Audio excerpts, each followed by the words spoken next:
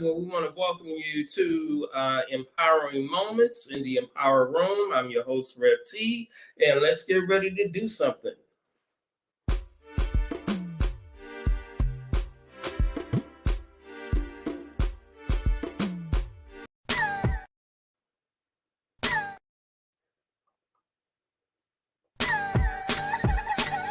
Welcome to the Empower Room for Empowering Moments with your host, Timothy Hughes.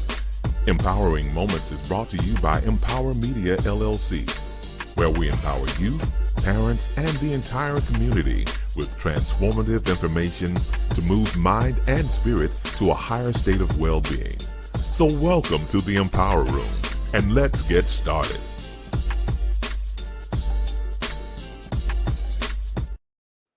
All right, we want to welcome you to the Empower Room. I'm your host, Reverend Timothy Hughes in Div, and so glad to have you with us in the Empower Room on today.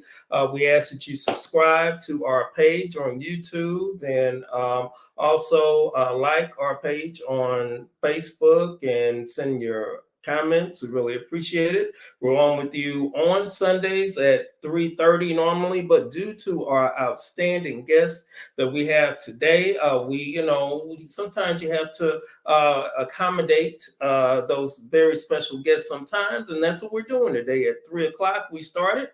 Our regular time is at 3:30, but we are so excited to have in the Empower Room with us today and a very exciting guest. So to give you more information about what MPWR Media is all about, we're a social empowerment entity, and we empower community through social and digital and media, book publishing, and we also do special engagements. We do customized presentations to fit your audience, for youth, for teachers, for community, all those type of things. And we encourage you to check out our website. If you go to our website, you will be able to see some of these services that we do provide for you. So if you go to MPWRLLC1.com, that's MPWR Media LLC1.com, that will be able to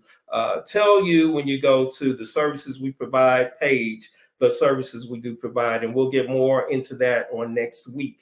All right, so again, we want to thank you all for joining us, and we look forward to being in dialogue with our guest on today. We covered three areas. We deal with culture, civic concerns, and consciousness. And today we're focusing on Women's History Month, which we have been doing all the month of March. And we're so excited to have with us today an outstanding guest by none other than U.S. Representative Jasmine Crockett. And she represents the 30th District of Texas. And we're so glad to have her with us on today. So we want to go ahead and bring her on, and we want to thank her so much for being with us. And here we go. Hello, Representative Jasmine Crockett. How are you? I'm doing well. How about yourself? Awesome. So thankful and grateful that you took this opportunity to be with us today. And we want to congratulate you on the win recently in the election. I believe you were unopposed. No, I was. You were. Okay. All right. One. Praise the Lord. All right. Yes. Right. Wonderful. So what can you tell us? I was thinking about Representative Eddie Bernice Johnson, and I know that you all you took her place, and was wanting to know what your relationship was like with her. Yeah, so it's so interesting because obviously she passed away here at the last day of 2023. And so a lot of people are kind of digging in. And interestingly enough, I didn't know the Congresswoman very long. I definitely didn't know her very much before elected office. And honestly, she got to know me through my work, basically working in the state house. And we ended up forming a relationship over this kind of mutual love that we had for our constituency, which the largest portion of my state house district actually overlapped with her congressional district. had a total of 4 congressional members, but the largest portion overlap with her.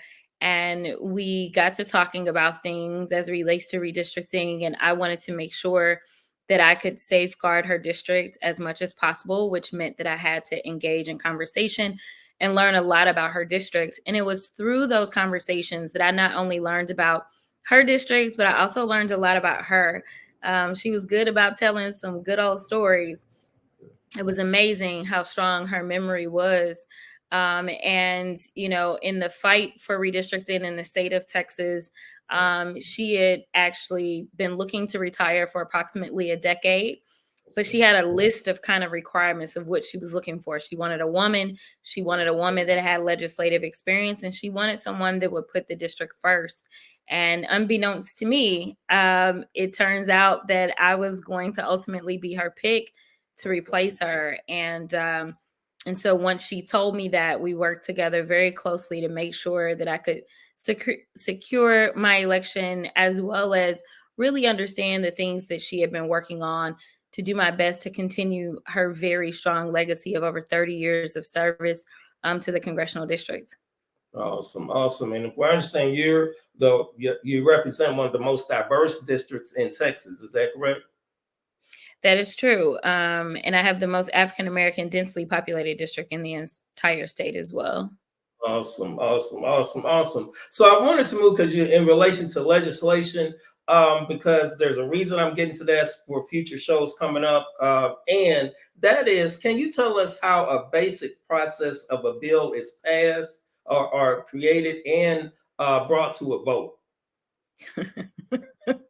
I could.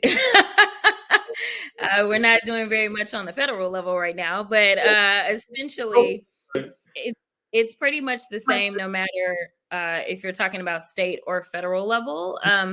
There are some nuances that are a little different. And so some of us who walk into the federal level have to unlearn some things. But long story short, there's typically a bill that basically is an idea that comes together on paper.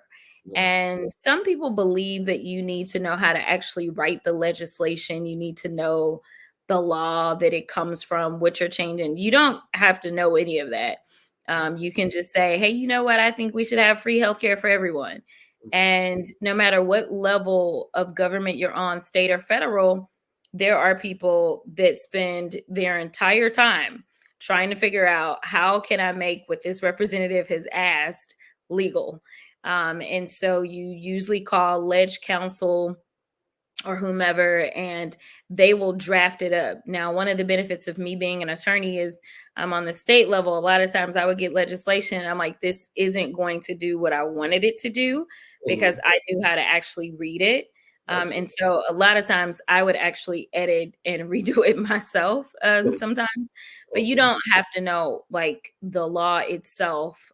There's other people that draft it and they cross-reference what laws would have to kind of be undone and all that kind of stuff. And then what happens is usually you have an opportunity to lay out your bill. And what that means is on the state level, we could bring in witnesses to testify, whether they were expert witnesses or witnesses from the community. They could testify on our bills or they could testify against your bill. And then usually out of committee, there's a vote. And then once a bill comes out of committee, that's when it's right to go to the floor. But that's where things get tricky, no matter what level you're on. On the state level in Texas, we have what we call calendars, and calendars had to slate it to actually hit the floor. Now, what you would do is you would normally go to those members that sat on the calendars committee and you would show them, hey, we got this out of committee in a bipartisan way. You know, please put the bill on the floor. All their stuff was off the record. It was like this black abyss. You never knew if your bills were going to come to the floor or not. Ultimately, the speaker always has a say so in whether or not it would actually come up. Same thing on the federal level, except we don't lay out as many bills. We do markups in committee as bills kind of get to moving, and you don't necessarily bring your own witnesses. It's up to the committee chair to invite whatever witnesses they want to, and then the minority normally gets to invite maybe one witness. And then it's a matter of whether or not the speaker will allow it to come to the floor. So for instance, the supplemental aid out of the Senate has still not hit the House floor because the speaker refuses to bring it to the floor. But once you get things out of a chamber, out of, say, the House, because you've been able to get it passed with whichever vote was required, either a majority or a supermajority, it just kind of depends on what type of bill we're talking about. Then it goes to the Senate for passage, and then ultimately, if for some reason the Senate is like, we like your bill in theory, but we don't like it all, then what happens is there's usually a committee of people that are chosen to say, okay, where can we meet in the middle and get a bill? And usually then is then sent to the president's desk or the governor's desk for a signature, and that's how we get a law. Okay, I appreciate that because we deal. Ask people, their concerns and in relation to voting and trying to encourage folks to vote. And I run across this issue that, nobody does anything or this, that, and the other, and so on and so forth. And I think people really don't understand the nuances of the process. They think it's just one person making a decision, and they're the reason why it's not going through. And that's not the case. So I think it's important that that type of the processes need to be shared with everyday folks so they have a better understanding. And we can do our own research, because we got the internet. So, but thank you. I appreciate it. And I want to thank you for speaking truth to power in the way that you do. So please keep doing what you're doing. All right. We appreciate your representation. All right. So what is the most important issue you have that is concerning you right now as it relates to our country? Honestly, it's probably our safety overall, domestically as well as internationally. The economy is recovering in a very strong way. I know that not everybody feels it just yet, but the economy is really coming back very strongly. We obviously still need to work on wages. I just did a rally with some Teamsters here locally. So we got to make sure that everybody's feeling it, right? Like the company that we were out there for, they're experiencing record profits. We got to make sure everybody is feeling this better economy and not just those at the top. So that's more so practical kind of work that we have to do on the ground. But considering where we see one of the nominees headspace as it relates to being a dictator on day one, and as it relates to coddling up with Viktor Orban, and as it relates to giving permission to a Russia to go into a NATO country, which means that American soldiers and service members then have to potentially go into war if for some reason something like that takes place. And we do know that because of our failure to lead to assist Ukraine right now, that may become a reality sooner rather than later, because he has made it clear that he does want to go into a NATO country, which means that our brothers, our sisters, our mothers, our fathers would be the ones that would then have to go into war, because that's what it is to be a NATO country. And so beyond just costing us dollars, we're looking at potentially costing us American lives. And so I'm very, very concerned from a national security standpoint of where we are and where we aren't, and the fact that we're unable to agree on anything beyond TikTok. I mean, I get that TikTok poses, a threat as well, but to be perfectly honest, I think, and granted, and I'm not saying that TikTok doesn't pose a threat, but as far as like human lives, American lives being on the line, we've got some things that maybe we should be handling before TikTok as it relates to that. So that's really number one for me, top of mind. Understand. So, is there anything else you would like to share with your constituents, Texas wide, U.S. wide? I think you're worldwide now, but Yeah, I just want people to know that, nothing in this life is perfect. No politician is perfect.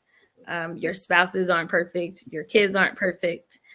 Nothing is perfect. But in the moment that we're in, the question shouldn't be who's giving me everything that I want, who is perfect. It should be who is striving for a more perfect union, right? And I emphasize union, and thinking about unity, right? Who is striving to pull us together and who's pulling us apart? And recognize that we don't live in a nation where we have kings or queens or any types of monarchs, but instead we have a democracy. And it's been said over and over and over that we must fight in every generation for our freedoms. And those freedoms look like democracy, they look like women's rights, they look like the right to exist as Black folk in the only country that many of us know.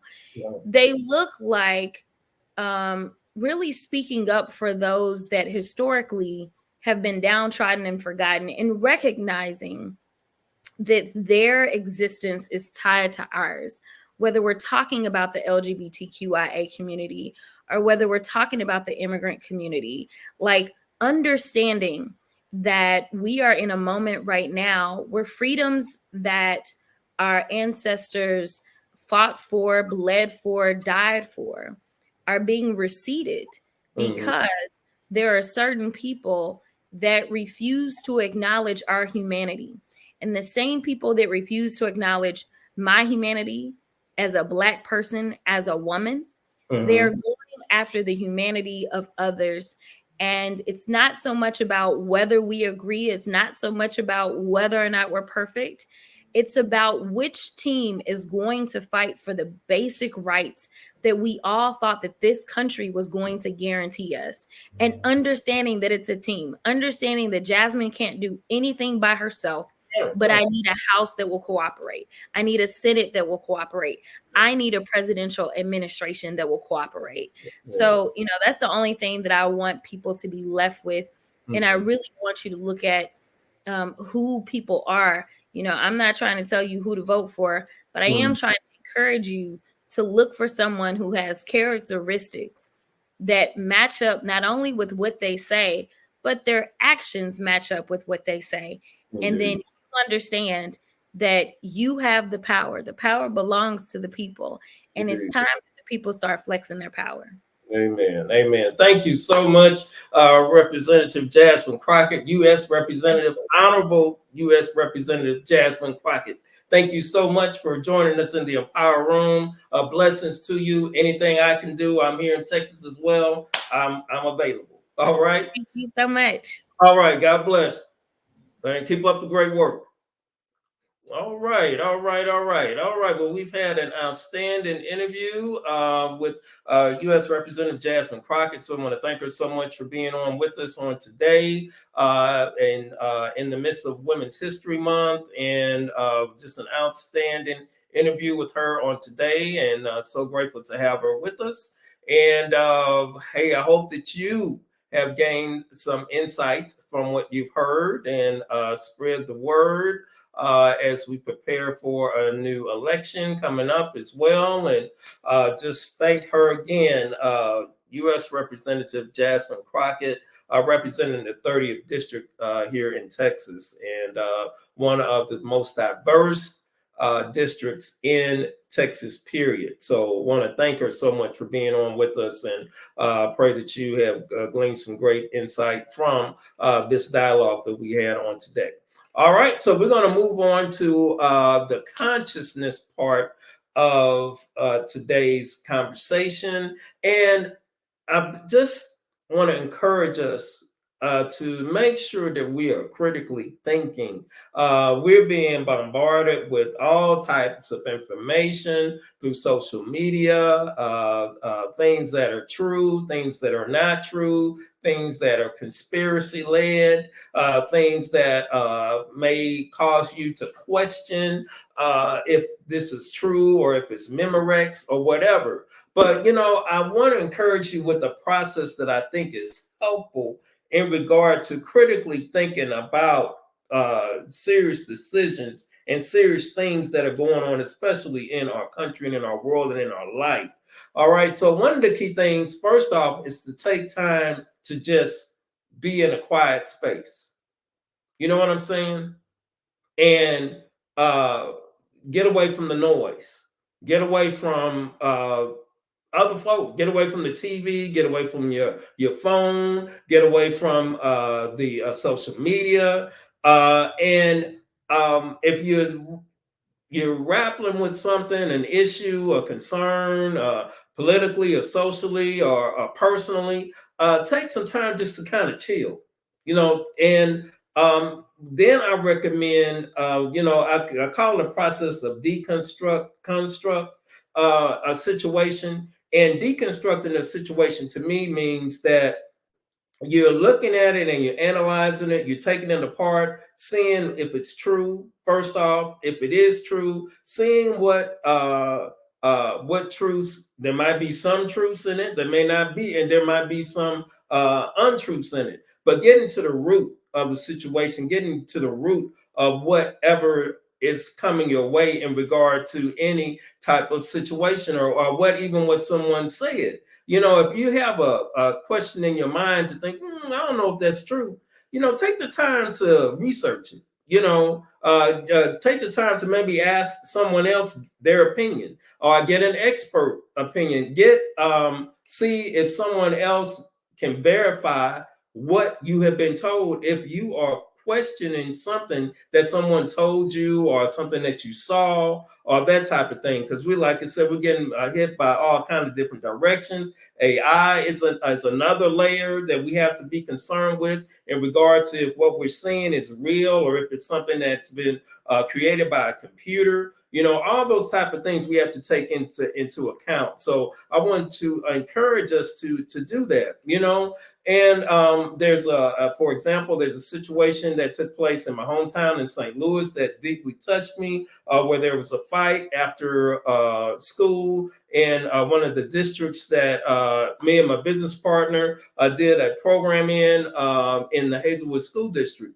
And there was a fight outside in the neighborhood. And I heard one of the neighbors say from the reporter, when they were sharing information with the reporter, again, we have fights up and down the street on a regular basis. That's the norm. So I'm thinking to myself, so did the person ever call the principal of the school and say, hey, we have an issue on our street where we have students that come from this school that are constantly fighting almost on a daily basis?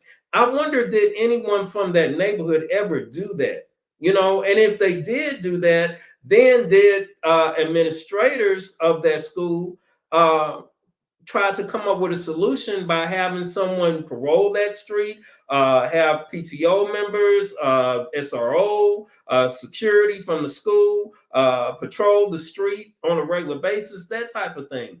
So that's part to me of the critical thinking, where you're being observant about things that are going on. And if there's some things that are going on that are not healthy or problematic, what's the solution? When there's a problem, what's the solution?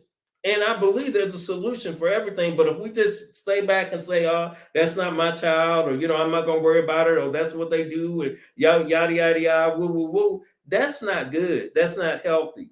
All right. So just want us to encourage us to practice more, if we don't, to critically think about what's going on in our society. Do our research, let's get to the root of what the truth is and operate in the truth, rather than what may be coming through us through social media, the TikToks, the Instagrams, the Facebook posts, and the YouTube podcasts and all that. Let's get to really making sure that we are clear on what we are hearing and what we are seeing, that we are making sure we're making the wise and righteous decision in what we're doing.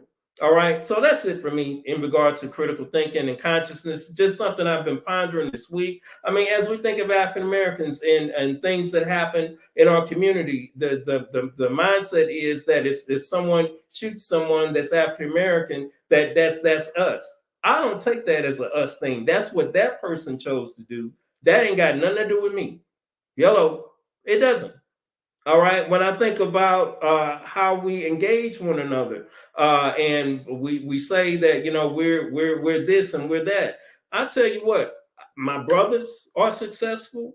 The people I hang around with are successful. Their children are successful. Their children's children are successful, and all that. So I'd have to critically think about the misperceptions that we experience, especially as African Americans, and I have to switch that around in my head in a lot of cases because of what is thrown out there through the media and various other sources to make everyone think that we're just drug dealers, pimps and hoes, excuse my language, rappers, basketball players, football players, and that's all we do. No, that's not.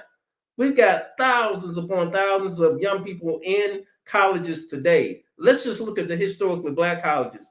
There's a graduation coming up in a few weeks in May with all these colleges. You mean to tell me that all these African American beautiful young people are thugs? Hell to the no.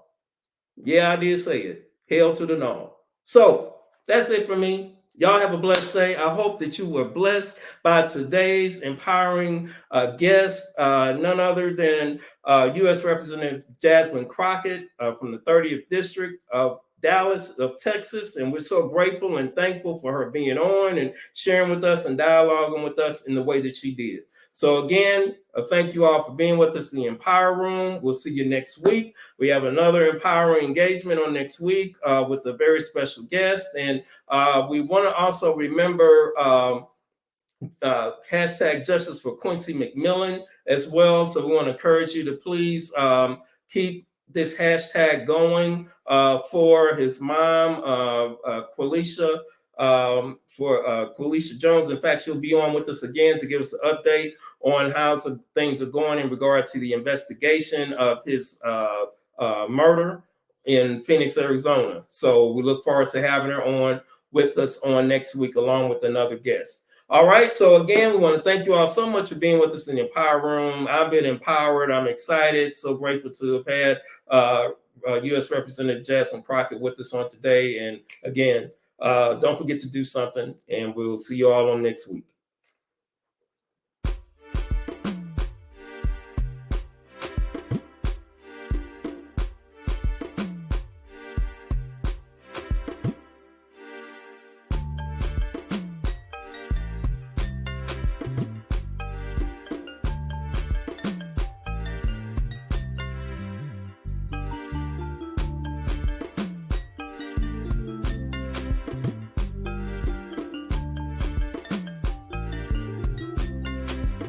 Thank you for joining us in the Empower Room.